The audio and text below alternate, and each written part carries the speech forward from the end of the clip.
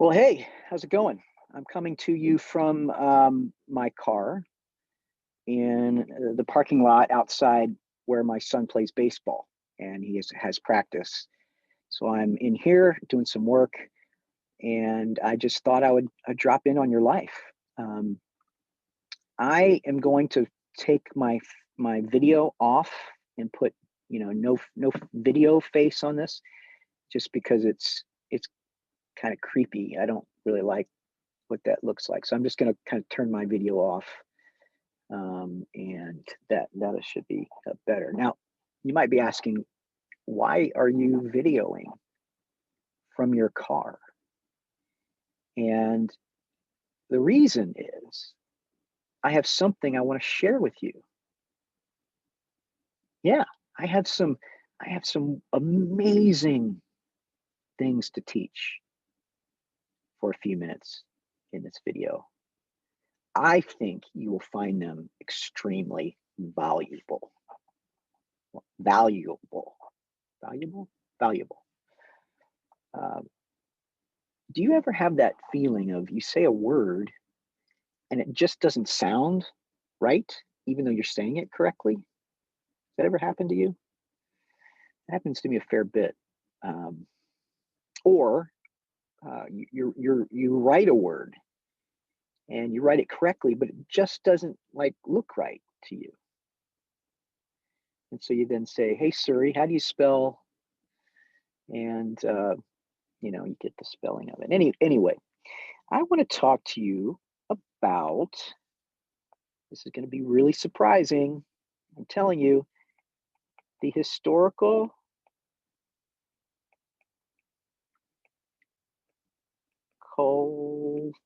cultural context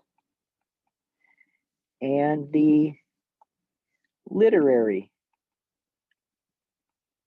context. Um, because there seems to still be some, let's say, uh, a, a deficiency um, in the execution of these um, two tasks.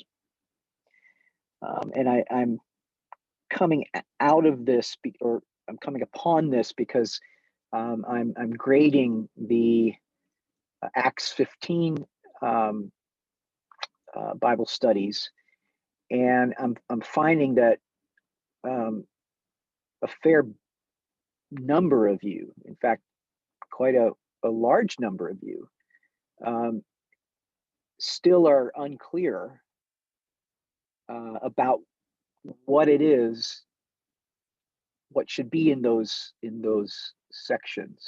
And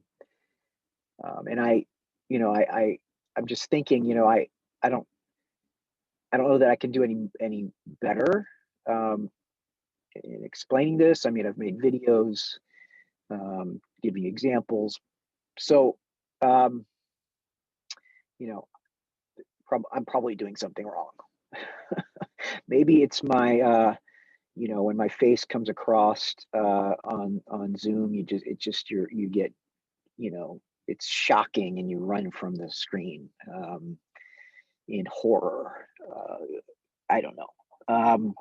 So I just want to lay out uh, just some things that have come to my mind that hopefully, um, as you come to the very last Bible study, you will, you know, uh, nail it.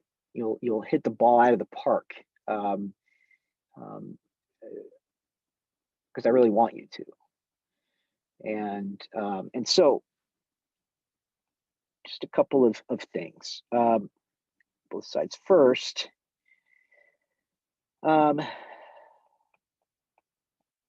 there should be little of passage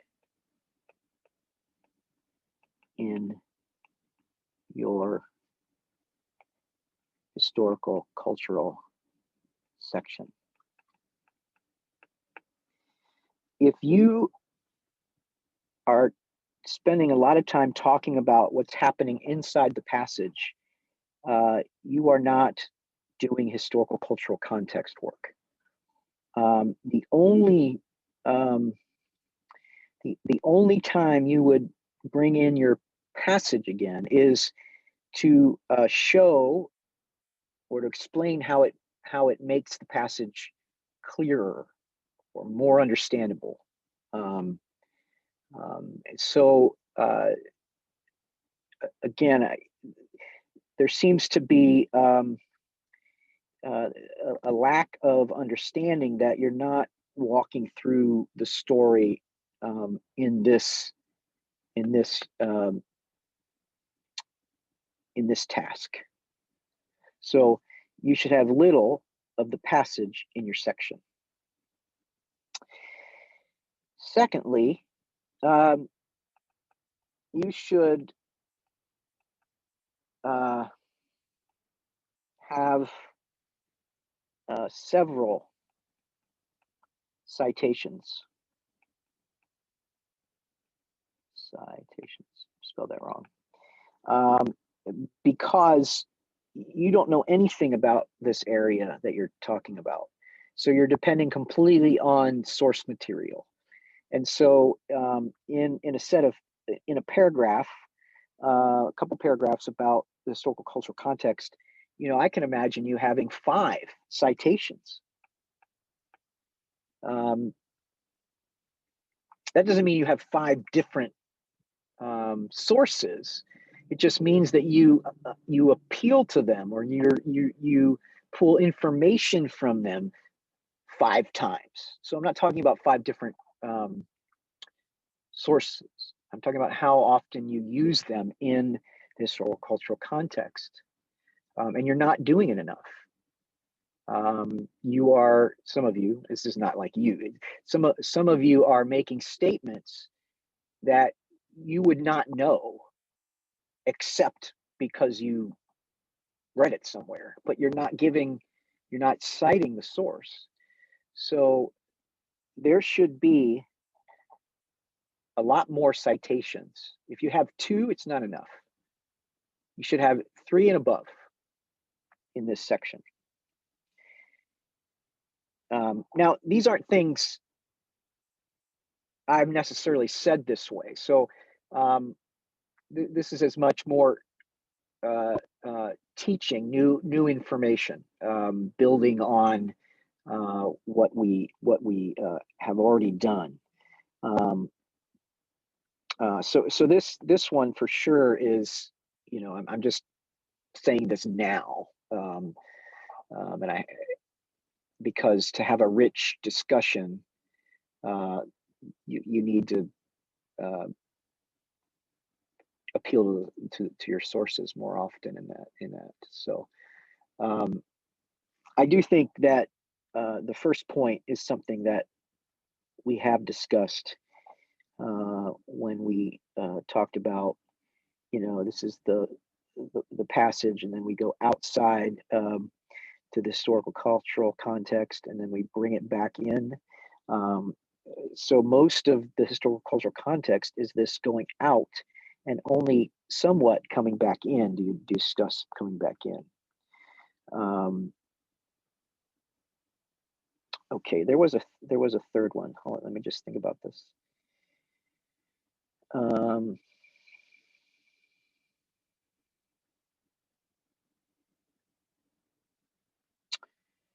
Darn it, it has escaped me.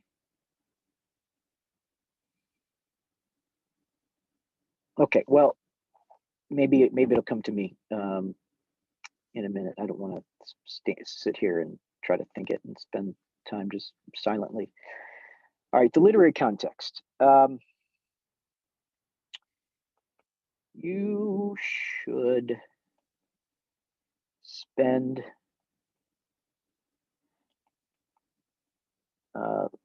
little time discussing the passage. The literary context is not walking through the story that's being told in your passage. So in Acts 15, the literary context is not the council itself. The literary context is what came before. What story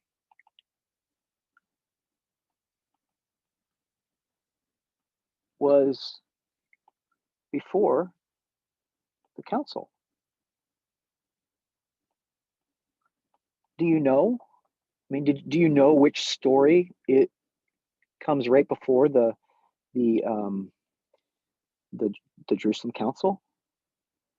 Because that's the information that is necessary in the literary context. What story comes before the Jerusalem Council? How does the Jerusalem Council story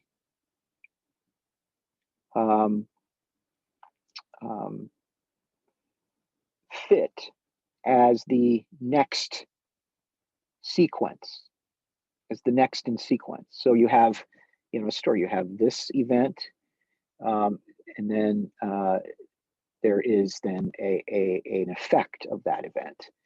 And if you looked at the context, you'd see that before that is Paul and Barnabas's ministry mission, preaching the gospel to Gentiles. And so this Gentile,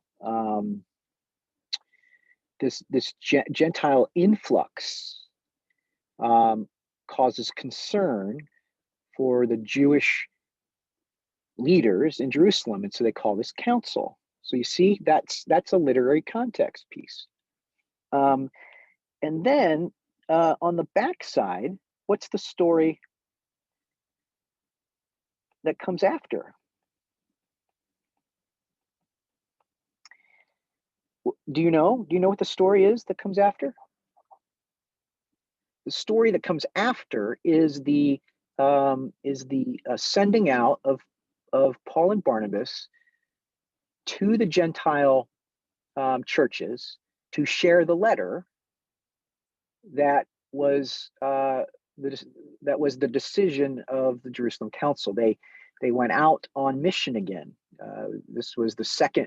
It's called the second missionary journey, from Acts 15 all the way to Acts 18, and so this makes sense. You have the Jerusalem Council, and then you have the dissemination of the decision among the Gentiles.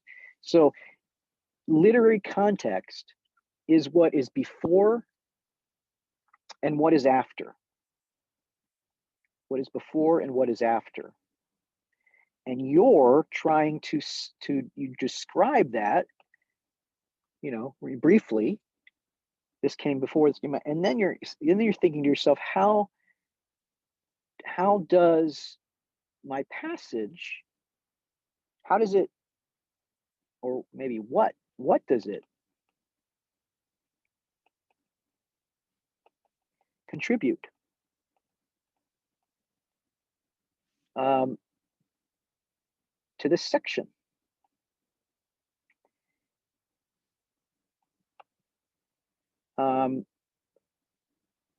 And finally, how does it contribute to the section that it's within? Acts 15, Acts 14, Acts 16, these chapters are inside a unit, a literary unit. And so how does the Jerusalem Council story contribute? What role does it play in this wider context? And that's where a commentary will help you. So that looks like a nose and two eyes. So when you are, and I did this, I did the work for you in Ephesians, but you have to actually put it together. Um, what comes before? What comes after? How does Ephesians 2:11 through 21, how does it fit within the before and after? And then how does it fit within the wider unit? That is the literary context task. Now, did I remember what I wanted to say? I had a third point. This is so messy, I know. Maybe you just jot these down in legible. Historical cultural context. There should be little of the passage in the section. You should have several citations. And thinking. Just another couple seconds. Let me just see if I can pull it out. Come on.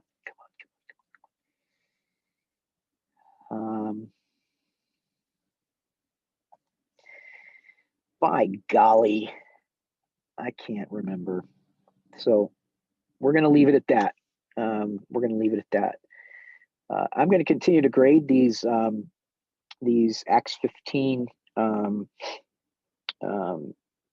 Bible studies or partial Bible studies. And I wish that more of you were able to execute the literary context and the historical cultural context. Maybe things will turn around as I continue to degrade, but I'm hopeful, as I've tried to talk about it again, I'm hopeful that when I read the historical cultural context sections in the Ephesians Bible study, these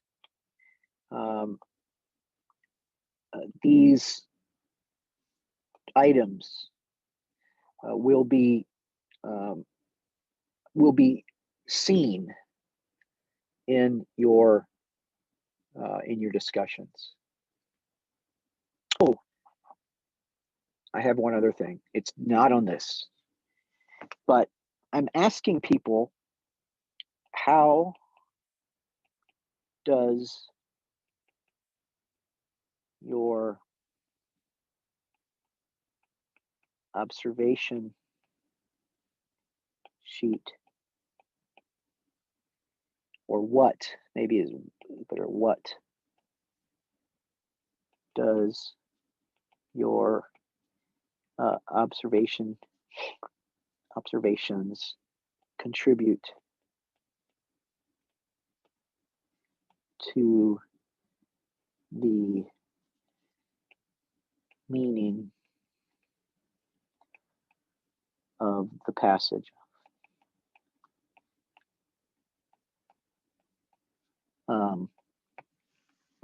I really want to know that, because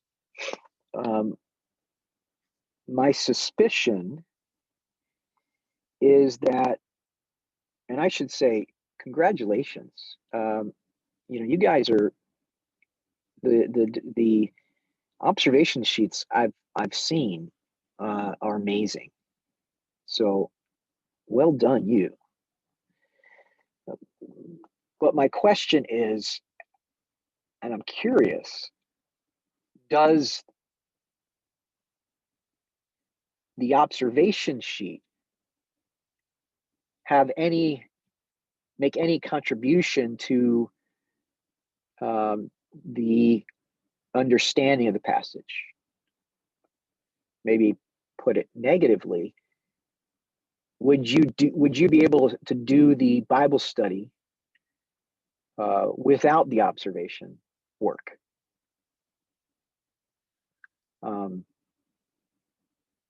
Putting it that way isn't exactly helpful, because you could, of course, say, yes, I can do the Bible study without the observation sheet.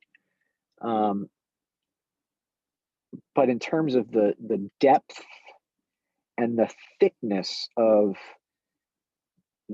of your understanding of the Bible passage. How does the observation sheet, or what does it contribute? What's its effect? I'd like to know that. So I may ask that of you, just to more or less get a survey of it, just to for my own understanding, as I go forward teaching this class. Okay, well, it's probably been enough, but